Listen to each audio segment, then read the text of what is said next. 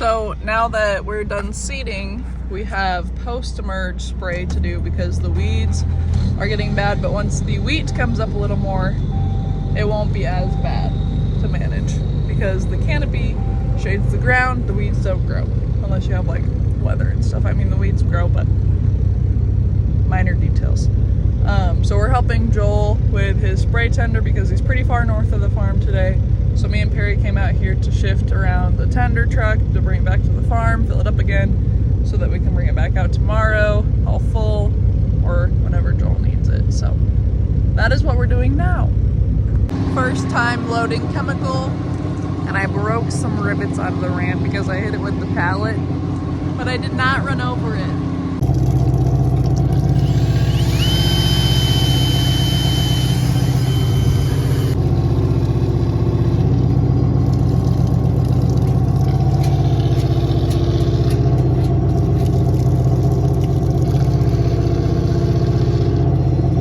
Okay, something is happening today. I'm learning something new, which happens a lot of days, but this has been something I've kind of been avoiding because I'm intimidated by the size and the responsibility of it. But I'm gonna learn how to drive a truck. So I did not record while I was being taught, but I did record the first time I was allowed to drive by myself when they like threw me in the truck and were like, all right, best way to learn is just go do it. So enjoy. I haven't driven a load yet, like fully loaded, but I have driven empty trailers around and I like it. I can see myself enjoying it, so hopefully lots more of this to come in the future, but for right now you guys just get to enjoy the uncomfortableness that I was experiencing because I was pulling out of the bin site and there was trucks pulling in, and then I was in a weird gear and it killed the truck right as I was pulling out on the highway. It was bad. So I had to maneuver all of that, and then bada bing bada boom, it was fine, and I've gotten a lot better since I've recorded this, so very good.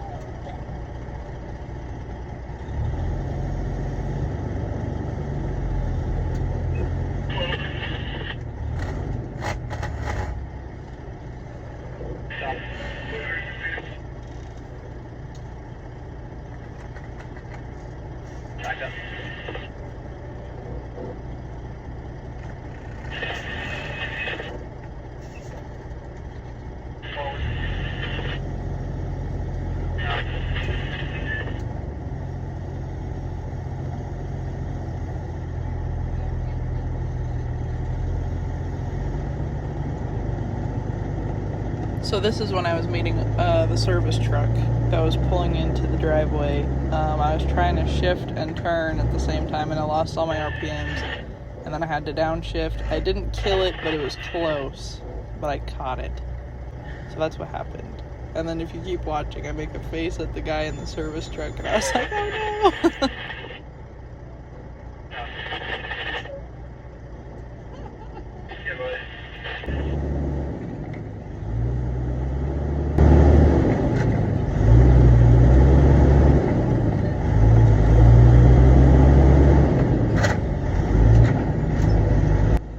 I was gonna make this clip a lot shorter. I was gonna crop a lot more out, but I figured it's good to show that it is okay to not be good at everything right away.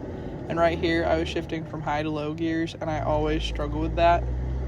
Even still, it's kind of intimidating to me, I guess, since I struggled with it so much to begin with. So I'm still nervous about shifting from high to low. So it's okay to not be fantastic at everything right away, and I just hope that this helps show you guys that.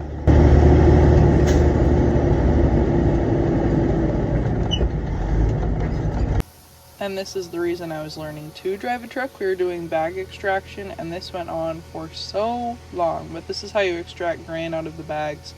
And I showed you guys that we bagged it last harvest.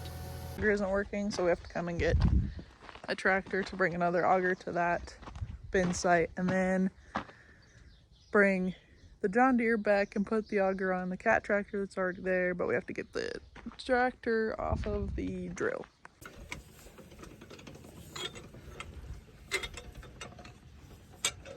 So now we get to take this one back to the bin site.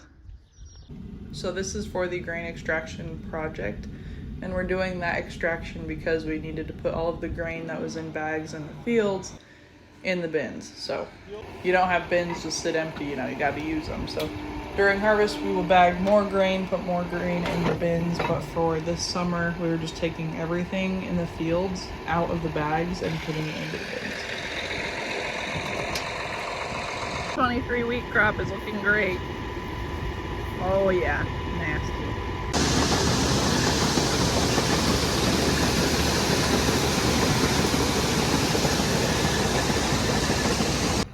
So in this clip, they're pulling the extractor away because that cage around the auger is bent. And actually the stuff in the bag is sunflowers. It's not moldy corn or moldy grain or anything. It's just sunflowers and they're black. But they went to switch out this extractor and then we had to grain vac it because it was the end of the bag and we were switching out extractors and fixing the extractor and all that good stuff. So grain vacuuming, spoiler alert, not fun. Oh darn it, he's done. The reason we can't haul sunflowers right now into the bins is because they're putting bin roofs together and they're doing that in the yard. And this is typically where we pull in the sunflower trucks to dump into the bins behind me. But that is what the bin construction looks like for the roofs. I'm pretty sure there's damages on the bins behind these roofs. So that's why they're getting replaced. Since we're done hauling wheat into this bin for right now, we have to put this auger up. So that's the tractor I've been sitting in. And to put this auger up, I'm gonna have to bring this cable around and loop it into this hole, raise this bed up, and then we'll raise the auger up and then pull it out and keep lowering it. So that is what's crack-a-lackin' now that, oh, my cable's not gonna be long enough. I have to scoot this over more. But that's what's going on. And then this auger actually has a bad bearing, so we're surprised that we made it through the day with that being that bad. But we made it. I'm not complaining. But we're gonna pop that auger onto the sunflowers and break it in a little bit because we don't want to put this auger on sunflowers. So to my knowledge, that's what's happening. Got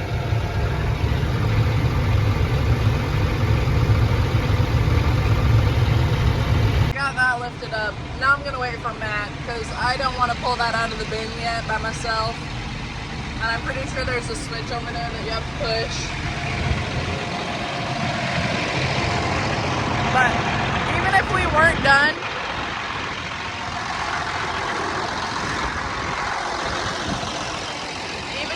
not done with the wheat, we would still probably take it out tonight because there's a severe thunderstorm watch. So when it gets super windy, you gotta take them out of the bins, otherwise they blow over.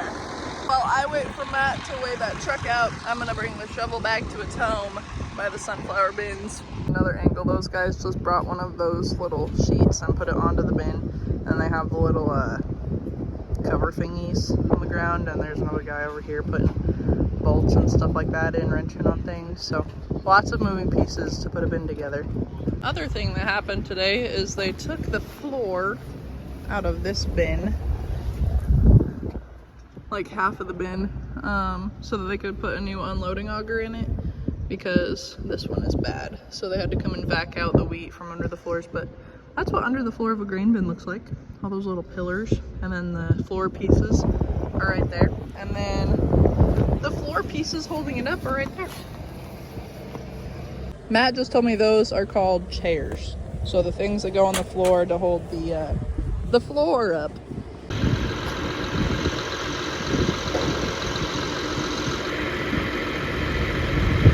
We had to keep it down pretty far because there's holes in that and they were spraying grain everywhere.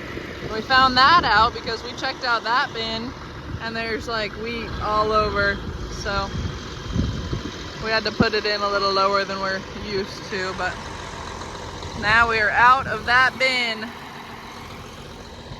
So important to close the lids on these. So I'm gonna walk up the stairs and see if I can figure it out, but if not, then I'm sure Matt will follow me, but I do not like climbing the bins. It's scary. There's only stairs on every other one of these bins, so I have to climb the stairs to this bin, climb over to that platform. It's not a big deal. there's just a gap in between the platforms. And it's not huge, but it's enough that if your foot slipped, it'd be like, bleh. See? I'm gonna hold on to this while I show you. I guess it's not that big. I'm just being dramatic. All safe. I forgot that you actually close these lids from down there. There's a cable.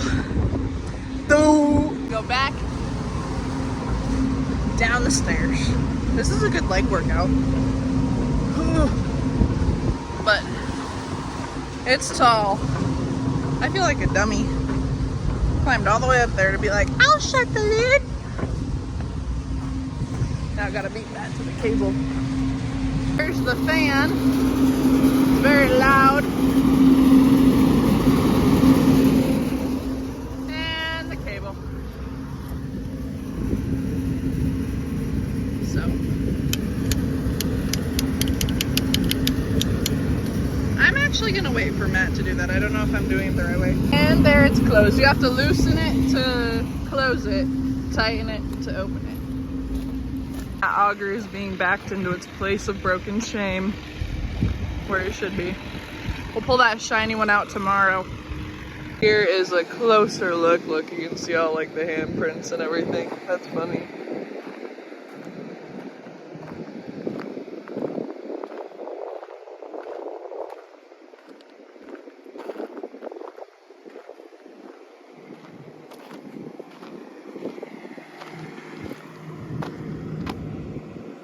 Has a little sticker for an entrapment hazard. All the good stuff. That old boy is wallered.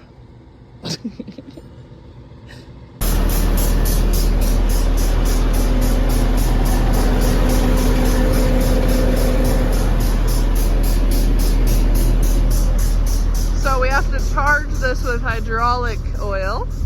I think he just said it takes 27 gallons to charge it, to make sure it's all full, to make sure that we have a functional auger. Look at how clean and shiny it is. Ah, it's like you can actually see in the window. So now he's charging it. Turning the wheels. He's just moving it to work all the hydraulic oil through there. Even though there is bin roof construction going on the other side of the bins, we are going to move sunflowers into a different bin. I'm gonna go open the lid because now I know how to do that without climbing all the way up there. Why are you the way that you are? Fan's not even on, it's just sitting here chilling. For this one, you gotta spin it like this. Okay, I think that should be good. But we're gonna go check. You can see that hole up there, if it'll focus. You can see that little lid a little bit. Is also moving that auger because this auger is gonna be set up probably this way. And then that's gonna be in the way of the trucks. So, oh the joys. Now we're gonna take the service truck back. Be a big old super trucker with the buttons. Yeah! I thought Joel was done spraying because he's washing his sprayer.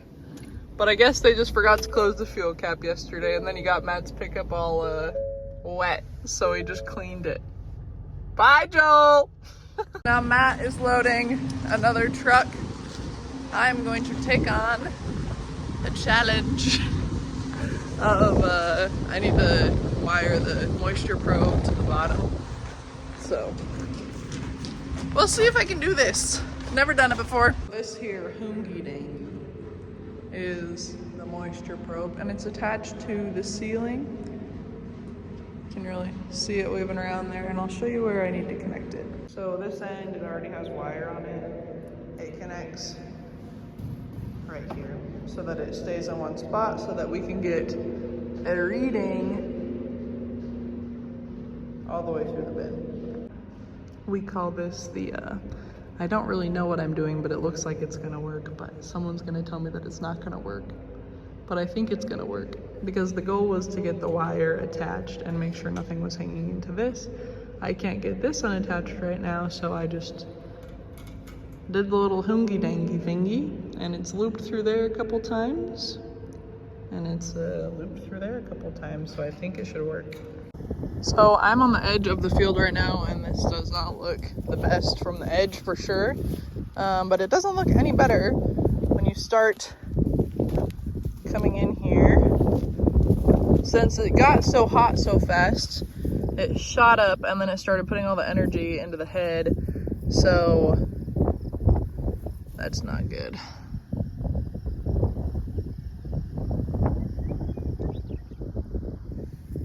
But that's what it looks like. It's June 21st, I believe. And that's what the wheat looks like. This was planted the first week of May.